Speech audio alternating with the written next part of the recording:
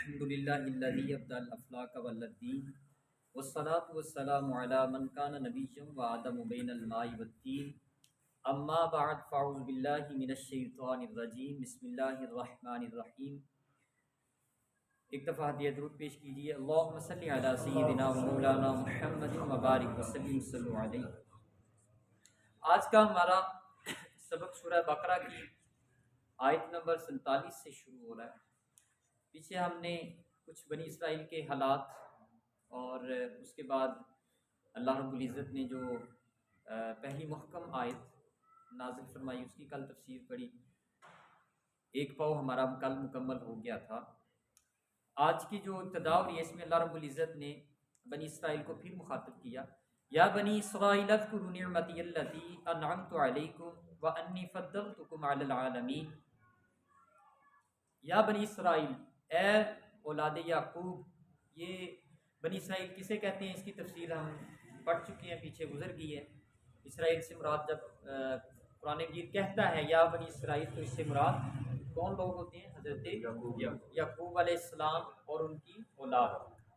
اسرائیل حضرت یعقوب علیہ السلام ہے، ان کا نام ہے، اور بنی اسرائیل یعقوب علیہ السلام کی اولاد۔ ٹھیک ہو گیا، بنی اسرائیل سے مراد یہ ہوتے ہیں۔ تو پھر اللہ رب العزت نے انہیں مخاطب کرتے ہوئے فرمایا اذکروا، یاد کرو، نعمت یلتی، جو ہم نے تم پر نعمت کی، انعمت علیکم، اور تم پر انعام کیے، وانی فضلتکم، اور بے شک ہم نے فضیلت دی تمہیں، علی العالمین، جہانوں پر۔ تو جو نعمت کی تھی اس کے حوالے سے بھی ہم تفصیل کے ساتھ پڑھ چکے ہیں کہ اللہ رب العزت نے جو بنی اسرائیل کو نعمتیں عطا فرما رکھی تھیں، ان نعمتوں میں یہ تھا کہ تمام انبیاء اسی میں تشریف لے کے آئے۔ حضرت اسحاق کے بعد جتنے بھی انبیاء آئے ہیں وہ بنی اسرائیل میں ہی آئے ہیں۔ حضرت اسماعیل علیہ السلام کی اولاد سے صرف حضور علیہ السلام تشریف لے کے آئی۔ اس کے بعد انبیاء کی ایک بہت بڑی تعداد ہے جو بنی اسرائیل میں آئی، اور من و سلوہ جو اتارے گئے وہ بھی بنی اسرائیل تھے۔ ناز و نخرے ان کے اٹھائے اللہ رب العزت نے، ان کی فرمائشیں پوری کی۔ تو یہ ان کو یاد کروایا کہ یہ یاد کرو اللہ رب العزت نے جو تم پر احسانات فرمائے ہیں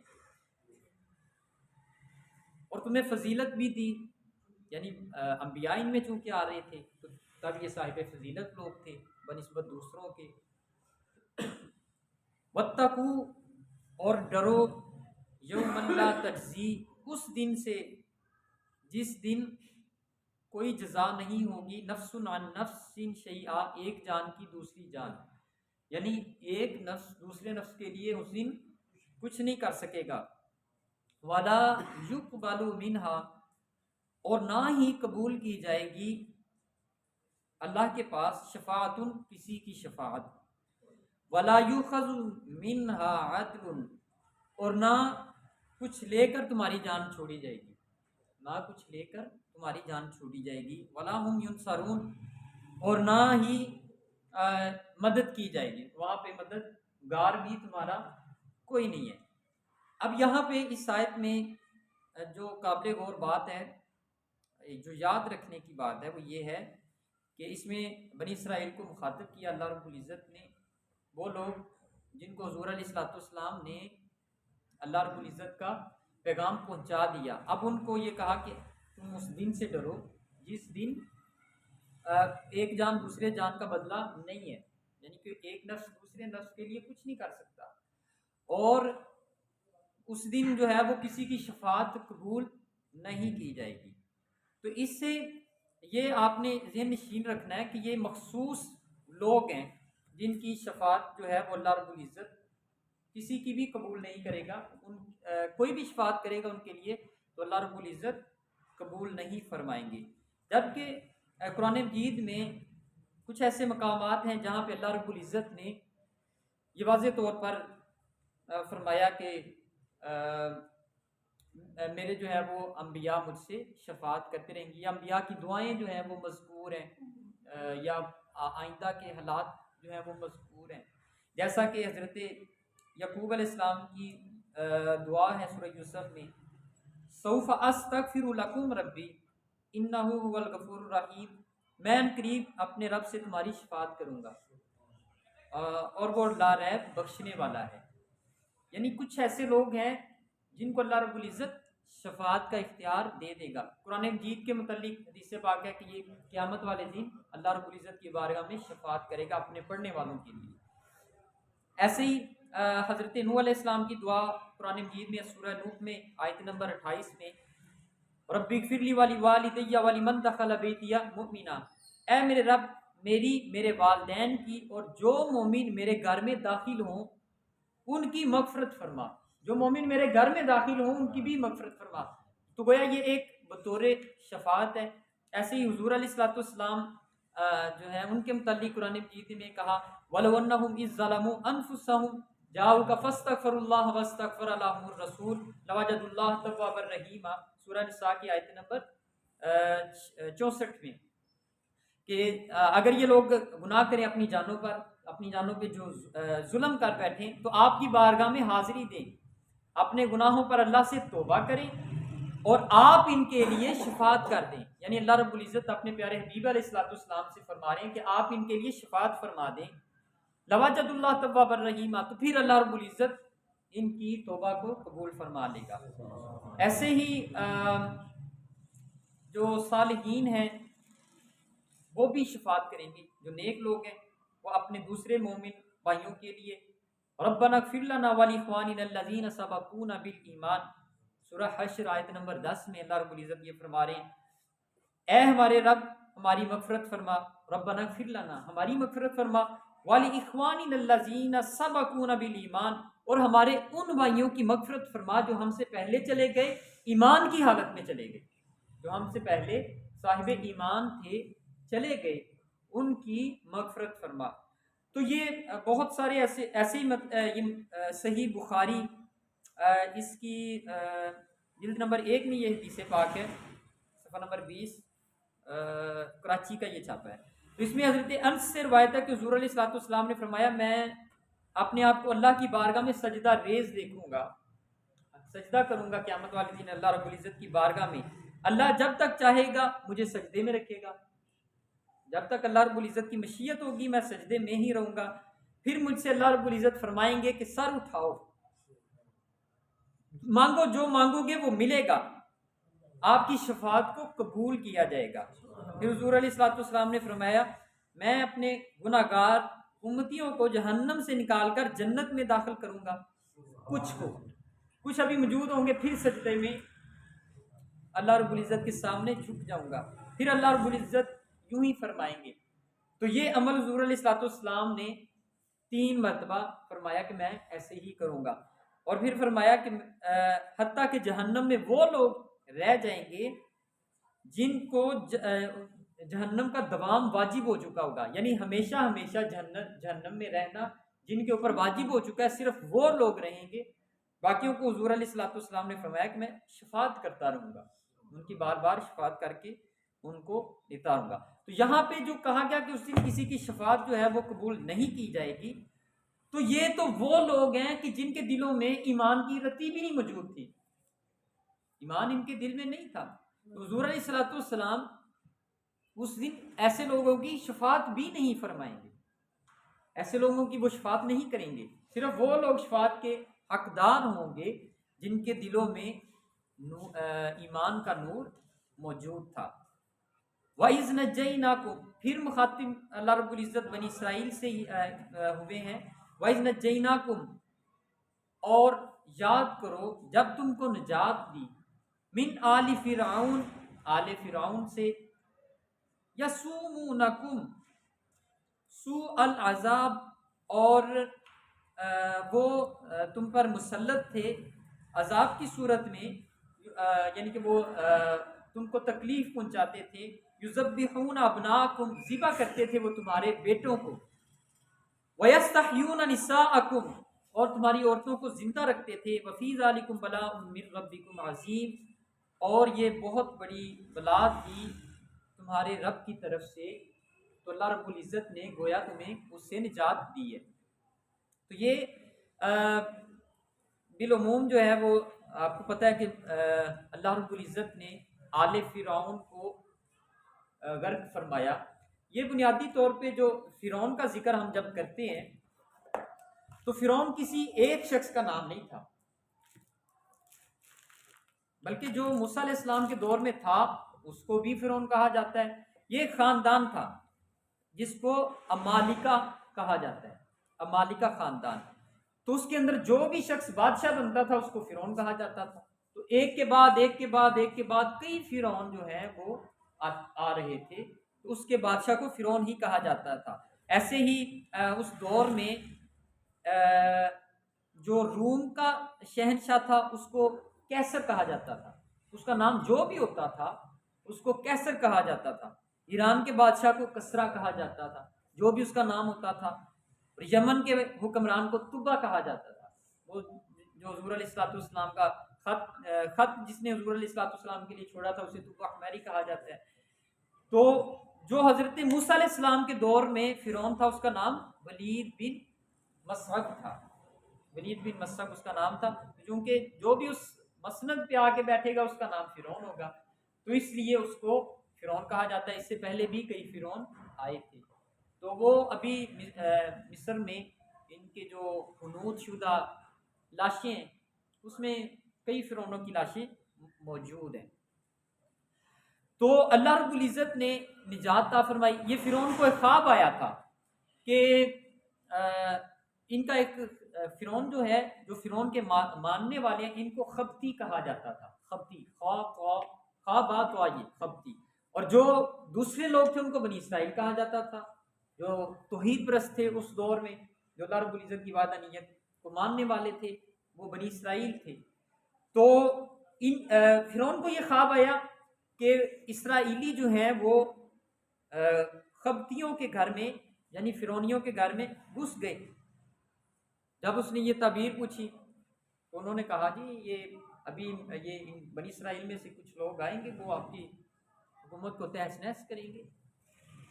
تو فرعون نے پھر یہ اقدام کیا کہ انہوں نے مروانا شروع کر دیا، جو بھی بچہ پیدا ہو رہا تھا اس نے اس کو یہ حکم دے دیا کہ اس کو مارتا رہے، اور خواتین جو ہیں ان کو چھوڑ دیا جائے۔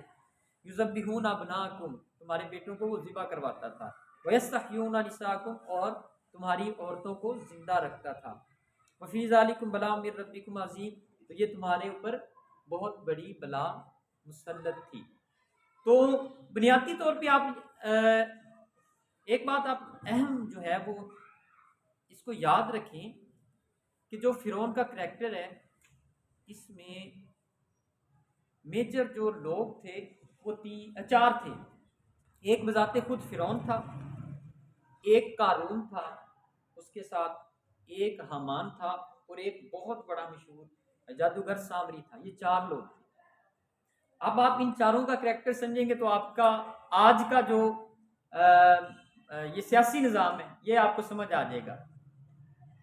فرعون ہے، اس کے ساتھ ایک حامان تھا، ایک قارون تھا۔ قارون کون تھا؟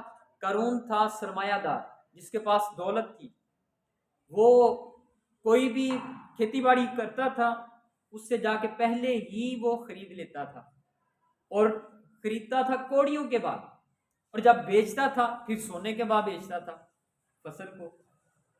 تو اس طرح اس کے 80 خچر تھے جس کے اوپر اس کے خزانوں کی چابیاں ہوتی تھیں، 80 خچروں کے اوپر خزانوں کی چابیاں تھیں۔ یہ حمایتی تھا فرعون کا۔ فرعون کو ایک سپورٹ کس سے تھی؟ اس سرمایہ دار سے تھی۔ نمبر 2 حامان، حامان اس کا مشیر تھا، اور یہ حضرت موسیٰ علیہ السلام کا چچا زاد بھائی بھی تھا، اور یہ ساری رپورٹ جو بنی اسرائیل کی ہوتی تھی یہ جا کے پیش کرتا تھا فرعون کے سامنے۔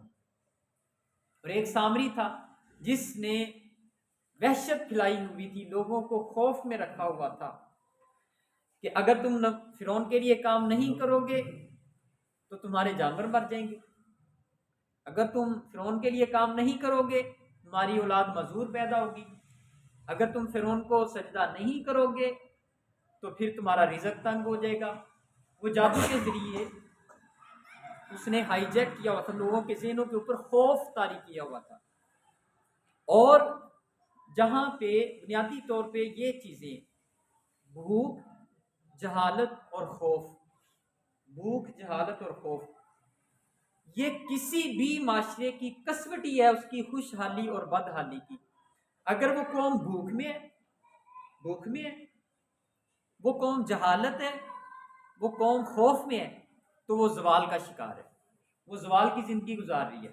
اگر ان کے اندر بھوک نہیں ہے، ان کے اندر خوف نہیں ہے، ان کے اندر جہالت نہیں ہے، تو وہ قوم عروج پہ ہے۔ اب دیکھیں جہاں بھی جو فرعونیت ہے، فرعونیت ابھی بھی کہیں نہ کہیں زندہ ہوتی ہے، یہ پائی جا رہی ہے، یہ روز اول سے آج تک اور آج کے بعد تک یہ کسی نہ کسی شکل میں رہے گی۔ فرعونیت میں کیا کریکٹر آئیں گے؟ ایک وہ آئے گا جو فرعون کا یہ دعویٰ تھا انا ربکم الاعلی، کہ میں بڑا رب ہوں، یہ بہت چھوٹے موٹے رب ہیں تمہارے، اور میں انا ربکم الاعلی، میں بڑا رب ہوں، یعنی تمہارے فیصلے میرے ہاتھ میں ہیں، تمہاری تقدیر کے تم کیا کرو گے، تم کیا کھاؤ گے، تم کب سو گے، تم کب اٹھو گے، تم کیا پہنو گے، تم کیا کھاؤ گے، یہ فیصلہ کون کرے گا؟ میں کروں گا۔ اس کی سپورٹ کون کرے گا؟ اس کی سپورٹ جو ہے وہ قارون کر رہے ہیں جو سرمایہ دار ہے، تو وہ کہتا ہے کہ میں تمہارے ساتھ ہوں، ٹھیک ہے جو تم کہہ رہے ہو، معاشی طور پہ تمہیں جو ضرورت ہے وہ میں کرنے کے لیے تیار ہوں۔ اب لوگوں کے جو حالات ہیں وہ حامان کے ذریعے پہنچ رہے ہیں، اور سامری وہ ہے جس نے خوف پھیلایا ہوا ہے کہ اس سے پنگا نہ لینا، اگر تم اس کے خلاف آ گئے، اگر تم نے اس کو کچھ کہا تو ہم تمہاری اینٹ سے اینٹ بجا دیں۔ تو اس کو کہا جاتا ہے فرعونیت، یہ ہوتا ہے فرعونیت۔ اس کے خلاف حضرت موسیٰ علیہ السلام نے بغاوت کی، تو فرعونیت کے خلاف بغاوت جو ہے یہ ضروری ہوتی ہے۔ یہ اب اس کو آپ سمجھیں کہ یہ چار کریکٹر جو ہیں یہ ہمارے معاشرے میں کہاں کہاں پائے جا رہے ہیں۔ ہمیں ڈرا کون رہا ہے؟ ہمیں ڈرایا کس نے ہوا ہے کہ بات نہیں کرنی، اور سرمایہ دار کس کے ساتھ ہے، اور جو رپورٹیں پیش کر رہا ہے وہ یہ سب مل کے فرعونیت بن کس کے لیے رہی ہے۔ تو یہ ایک المیہ ہے جو ہمارے معاشرے میں پایا جاتا ہے۔ تو اللہ رب العزت نے یہ بنی اسرائیل کے لیے یہ بھی احسان تھا جو یاد کروایا کہ تم اس طرح پھنسے ہوئے تھے، اللہ رب العزت نے تمہیں نکالا ہے۔ کیسے نکالا؟ وَإِذْ فَرَقْنَا بِكُمُ الْبَحْرَ، اور جب ہم نے تمہارے لیے پھاڑ دیا بحر سمندر کو، فَأَنْجَيْنَاكُمْ، اور تمہیں نجات دی، وَأَغْرَقْنَا آلَ فِرْعَوْنَ، اور آل فرعون کو غرق کر دیا، وَأَنْتُمْ تَنْظُرُونَ، تمہاری آنکھوں کے سامنے ہی تو ہوا یہ سب، تم دیکھ رہے تھے کہ ہم نے کیسے فرعون کو غرق کیا اور تمہیں نجات دے دی۔ اللہ رب العزت کا یہ احسان بھول گئے؟ آج اللہ ہی یہ حکم دے رہا ہے کہ اس نبی کے اوپر ایمان لے کر آؤ، لیکن تم ایمان نہیں لا رہے، تو اللہ رب العزت نے ان کو وہ پرانی باتیں یاد کروائیں کہ تم کیا تھے، کن لوگوں میں پھنسے ہوئے تھے۔ اللہ رب العزت نے احسان فرما دیا۔ یہ کتنی ضلالت ہے کہ مردوں کو ذبح کیا جا رہا تھا اور خواتین کو زندہ رکھ کے ان سے نیچ کام کروائے جاتے تھے، تو اللہ رب العزت نے پھر انہیں نجات عطا فرمائی، اور اس احسان کو یاد کروانے کا مقصد یہاں پہ یہ تھا تاکہ تم اللہ کی اس نعمت کو یاد کرتے ہوئے یہ جو آخری نعمت حضور علیہ الصلوۃ والسلام کی صورت میں ملے ہیں ان پر بھی ایمان لے کر آؤ۔ دعا ہے کہ اللہ رب العزت جو کچھ بھی کہا سنا اس پہ عمل کی توفیق عطا فرمائے اور دین کی صحیح معنوں میں سمجھ عطا فرمائے۔ وما توفیقی الا باللہ۔ بسم اللہ الرحمن الرحیم، اللہم صلی علی سیدنا و مولانا محمد وبارک وسلم، صلو علیہ ربنا ظلمنا انفسنا وان لم تغفر لنا وترحمنا لنکونن من الخاسرین۔ یا الہی ہم سب کا یہاں پہ بیٹھنا اپنی بلند بارگاہ میں قبول فرما۔ یا الہی اس مقدس کلام کی صدقے ہمارے لیے صراط بابرکت بنا، مولا کریم حاسدین کے حسد، شریروں کے شر اور نظر بد سے محفوظ فرما۔ پروردگار عالم اپنا خصوصی حفظ و امان عطا فرما۔ یا الہی اسلام والی زندگی اور ایمان والی موت عطا فرما۔ یا قاضی الحاجات و یا کافی المہمات، یا دافع البلیات و یا حل المشکلات، اغثنی اغثنی اغثنی یا الہی انک علی کل شیء قدیر، وفوض امری الی اللہ ان اللہ بصیر بالعباد۔ صلی اللہ تعالی علی رسول خیر خلقہ محمد وعلی آلہ وصحبہ اجمعین.